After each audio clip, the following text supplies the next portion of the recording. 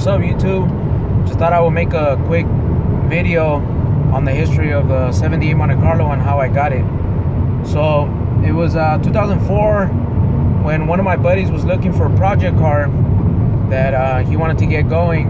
So my uncle had a yard where he stored pretty much cars and junk and stuff like that. So he ended up hitting me up, and he told me that he had a 78 Monte Carlo that he wanted to get rid of if I knew anybody that was interested. And I told him, you know what, as a matter of fact, I have a buddy that's looking for a project car.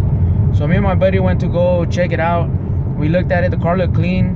My uncle didn't have the pink slip for it. He didn't have the keys for it. It had a broken quarter window, passenger quarter window.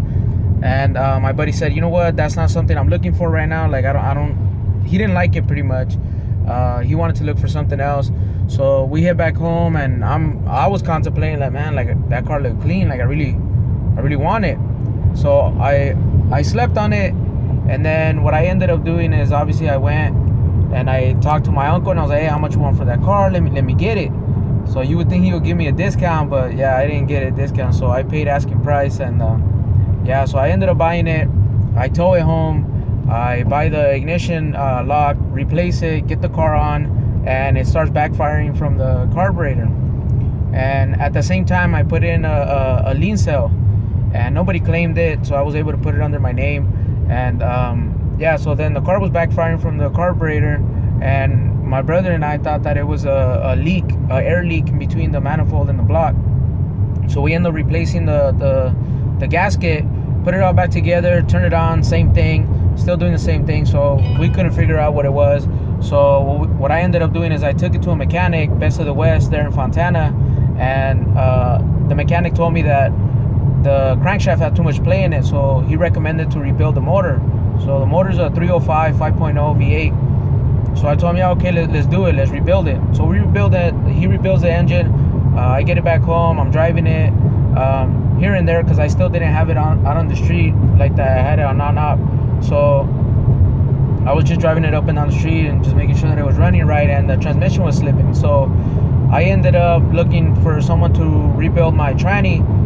So I took it to Ray & Sons performance shop there in Rialto, and he told me, you know what, I actually have a turbo 350 that's already rebuilt. I could just swap it out, leave yours as a core. So I was like, let's do it. So he had it with the shift kit on there. So he ended up installing that. And then I had a Rogers exhaust shop put in exhaust on it, dual exhaust. I ended up buying the Headman headers, shorties, the shorties headers, and he installed that. And then at the same time, my buddy, the buddy that was looking for a project car, he ended up finding one. He found an 85 Regal. So at this time, I already had my 83 Regal for about 2 or 3 years. And so he's all like, hey, I got this car, like, I want to cut it up. So I told him, you know what, hey, I could cut my car too. We'll do it together so we get somewhat of a discount and get both cars done. So I ended up looking for a shop to do it. And at that time, it was A1 Hydraulics. I found them and got a good price. So we scheduled it to go drop off both cars, right? And the day before, my luck, the day before, the engine on the 83 blew out. I blew the motor.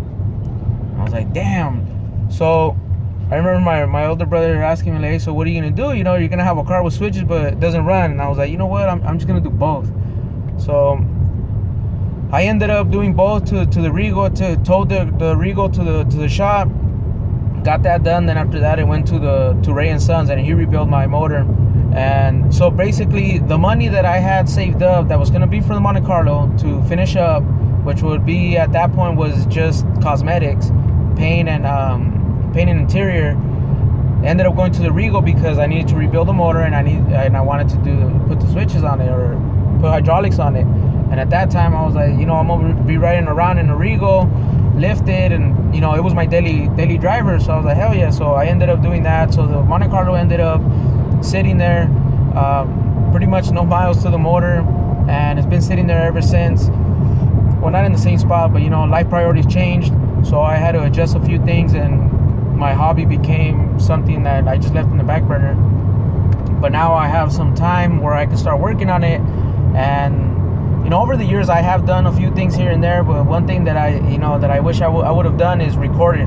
recorded, I know I took a lot of pictures, but if I would have recorded how I did it, what I did, and the things that I got for it, I do have the receipts and all that, but I think it would have been a lot better if I documented it that way with videos, but I didn't. So now I'm starting to do that. I'm starting to put up videos or even save them for myself, but you know, now I want to put up progress videos kind of to hold me accountable to keep working on it. So yeah, so the last video that I posted was pretty much where I'm at right now, which is the driver's side being primered up, and the trunk lid. And I'm gonna keep moving on. I'm gonna be posting videos obviously of the 78, and you know, as time goes and depends on what I got going on, I'll keep posting on you know, upgrading my garage too, you know, as I'm working on it. If I need tools, hopefully I'm capable and able to go buy them and start putting my garage together as well. So just thought I would put up this video and let you guys know the history of how I got it, where I'm at, where I'm going with it. So that'll be it.